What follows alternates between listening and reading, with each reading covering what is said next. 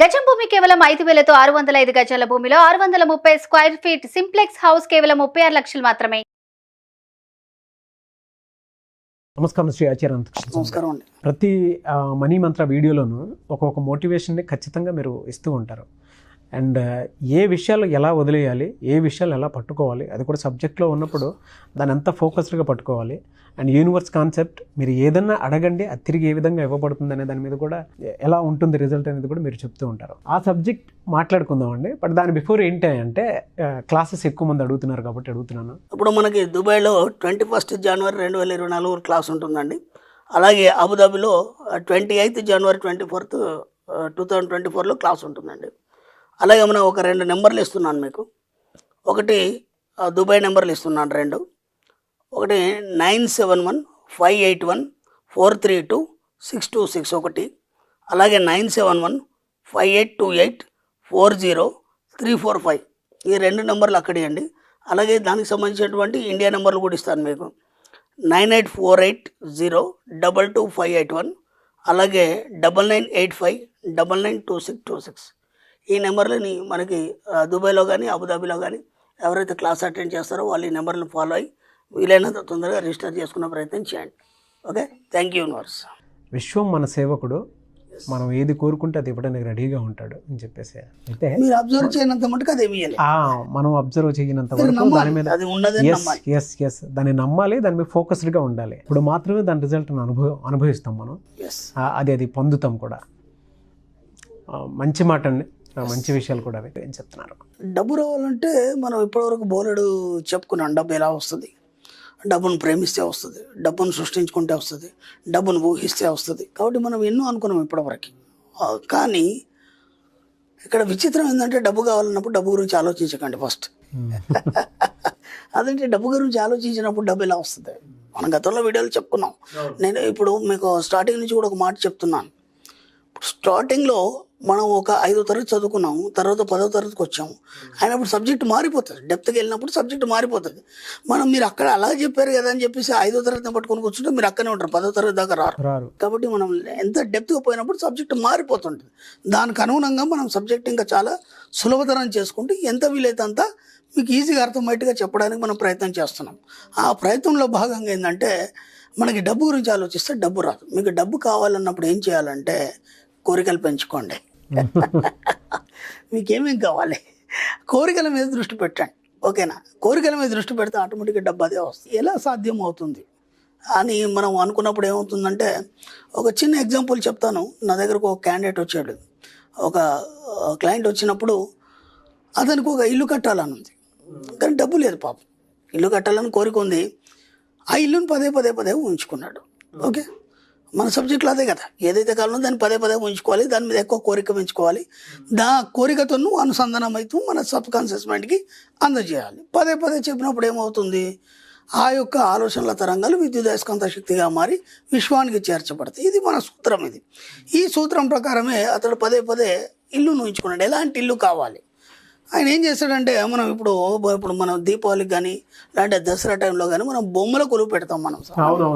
బొమ్మల కొలువు పెడతాం. ఆయన ఏం చేస్తాడంటే బొమ్మల కొలువు పెడుతూ తనకు కావాల్సిన ఇల్లు ఎలా ఉండాలనేది అతను ఒక డిజైన్ తయారు చేసుకున్నాడు. ఆయనే కొన్ని అటముకలు తీసుకొచ్చేసి ఎక్కడెక్కడ ఎలా ఉండాలి, యాజ్ ఇట్ ఈస్గా ఇల్లు ఎలా ఉండాలి అలా ఆ డిజైన్ తయారు చేసుకున్నాడు. ఓకే, తయారు చేసుకున్నాడు. దాన్ని ఏం చేశాడంటే ఆ బొమ్మల కొలువు అయిపోయిన తర్వాత ఊరికే అట్లా టీవీ పైన పెట్టేసి రోజు దాన్ని చూస్తూ ఉన్నాడు ఆయన. ఓకేనా, నా ఇల్లు ఇలా ఉంటే బాగుండు, ఇలా ఉంటే బాగుండు, ఎన్ని గదులు, అదంతా కూడా కంపౌండ్ వాళ్ళతో సహా మెట్లతో సహా దాన్ని పర్ఫెక్ట్గా తయారు చేశాడు. ఎంత ముద్దుగా ఉందంటే చూస్తే అది నిజం ఇల్లు అనిపిస్తుంది. ఒక మోడల్ తయారు చేశాడు. ఆ మోడల్ని ప్రతిరోజు చూస్తున్నాడు. కానీ డబ్బులు లేవు కదా, కనీసం ఒక 20 లక్షలు 25 లక్షలు కనీసం కావాలి. ఇక్కడ ఏం జరిగిందంటే దాన్ని పదే చూస్తూ ఆ కోరికల మీద ప్రేమను పెంచుకోవడం వల్ల ఉన్న పొలంగా వాళ్ళ మామగారిది ఏదో పొలం అమ్ముడిపోయింది. ఒకతే కూతురు కాబట్టి వాళ్ళు ఏం చేశారంటే, మీరు ఏదైనా ఇల్లు కావాలంటే చూసుకోండి, నేను కొనిస్తాను, లేదంటే కొంత డబ్బు ఇస్తాను అని ఒక మాట చెప్పడం జరిగింది. దాంతో ఏమైపోయిందంటే ఇతను సరే అవకాశం వచ్చింది కదా దాన్ని యూటిలైజ్ చేసుకుందాం అని చెప్పేసి ఆయన మైండ్లో ఇదే ఆలోచనలో ఇల్లు ఉంది కదా. ఇప్పుడు అలాంటి ఇల్లు ఎక్కడ దొరకాలి? డబ్బులు తీసుకొని కట్టుకోవచ్చు, కాకపోతే చూద్దాం ట్రై చేద్దామని చెప్పేసి ఇంకా ఎలా కట్టాలి ఏంటి అనే ఆలోచనలో అతను నిమగ్నమైపోయి దాన్ని పదే పదే చూస్తూ నిద్రలోకి జారే ముందు ఆ ఇల్లును చూస్తూ పోయినప్పుడు ఏం జరిగిందంటే ఒకసారి అనుకోకుండా అతను ఒక కాలనీలో వెళ్తున్నాడు, 2 వీలర్ మీద అనుకోకుండా ఒక కాలనీలో వెళ్తున్నాడు. అది ఎందుకో 2 వీలర్ ఆగిపోయింది. ఓకే, ఆగిపోగానే ఎందుకు ఆగిపోయిందా అని ఆపేసి దాన్ని ఆ చైన్ ఏంటా ఏదో చూస్తున్నాడు. చూస్తుంటే అనుకోకుండా ఎదురుగుండా ఒక ఇల్లు కనిపించింది అతనికి. ఓకే, షాక్ అయిపోయినాడు ఆయన, ఎందుకంటే ఆయన ఏదైతే డిజైన్ చేసుకున్నాడో అలాంటి ఇల్లే అక్కడ ఉంది. ఓకేనా, ఇదేంటి ఆశ్చర్యపోయాడు. అచ్చు అలాగే ఉంది, ఇది ఏంటి అసలు, ఇది ఏంటి, ఎవరిది ఇది అంటే అది కొత్త కాలనీ, ఎవరైనా కట్టారా లేదంటే కట్టి అమ్ము, కొందరు ఉంటారు కదా బిల్డర్స్ కట్టేసి అమ్ముతారు, చూద్దామని చెప్పేసి ఒకసారి వెళ్ళి ఆ పక్క వాళ్ళని అడిగాడు, ఇది అమ్మేదా లేకపోతే కట్టుకున్నారు ఎవరన్నా అంటే, ఓ బిల్డర్ కట్టాడండి, ఆయన అమ్మడానికి సిద్ధంగా ఉన్నాడు, ఆల్రెడీ చాలామంది చెప్పున్నాడు. షాక్ అయిపోయినాడు. అయిపోయింది, ఎమ్మటెళ్ళి ఆ కార్యక్రమం మీద ఉన్నాడు, ఆ బిల్డింగ్ కొనేసాడు. అర్థమవుతుందా? కాబట్టి మీకు కావాల్సిన వాటికి ఇప్పుడు డబ్బు కోసం మీరు ఆలోచించకండి.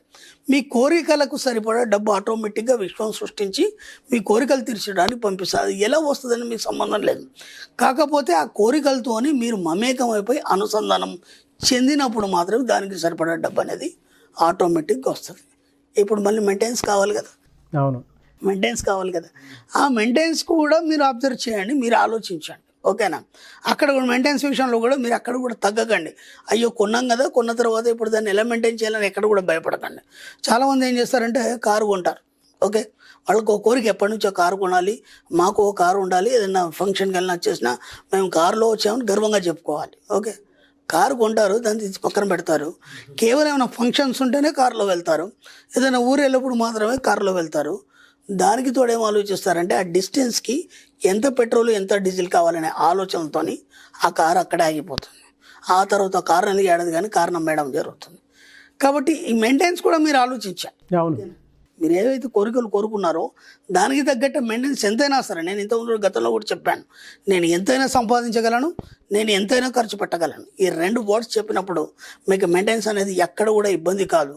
దానికి తోడు దానికి మించి ఇన్కమ్ అనేది రావడం అనేది జరుగుతుంది. కాబట్టి డబ్బు కావాలంటే మీరు కోరికలు పెంచుకోండి. ఎంత మీరు కోరికలు పెంచుకుంటే దానికి తగ్గ సరిపడే డబ్బు అనేది విశ్వం సరఫరా చేస్తుంది. విశ్వం ఇలా ఎందరి జీవితాల్లో ఎన్నో జరిగాయి. ఈరోజు ఎంతోమంది ఎన్నో సాధిస్తున్నారు. మీరు కూడా ఎక్కడ కూడా భయపడకండి. ఎంత వీలైతే అంత మీకు కావాల్సిన కోరికలను పెంచుకోండి, వాటితో అనుసంధానం కండి, కావాల్సినంత డబ్బును పొందండి.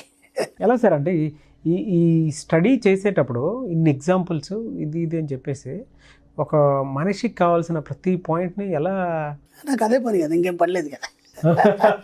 ఒక ఇన్సిడెంట్ జరిగినప్పుడు అది ఎలా జరిగింది. మళ్ళీ ఇంకోటి ఏంటంటే నా దగ్గర క్లయింట్స్ చాలా వస్తారు. రెండోది ఏంటంటే నా పర్సనల్ అపాయింట్మెంట్ ఉంటుంది. పర్సనల్ అపాయింట్మెంట్లో వాళ్ళ సమస్యలు చెప్పుకోవడానికి వస్తారు. దాంతోనే మనకు సబ్జెక్ట్ దొరుకుతుంది. 2 క్లాస్లో కూడా చాలామంది ఉంటారు. క్లాసులలో 100,000 మంది వస్తుంటారు.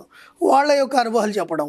ఎందుకు అక్కడ అలా జరిగింది, ఎందుకంటే నేను క్వశ్చన్ అవర్ పెడతాను. క్వశ్చన్ అవర్లో ఆటోమేటిక్గా వాళ్ళ యొక్క సమస్యలు కానీ లేకపోతే సబ్జెక్టు మీద ఉన్నటువంటి ఏమైనా డౌట్స్ కానీ అడగడం జరుగుతుంది.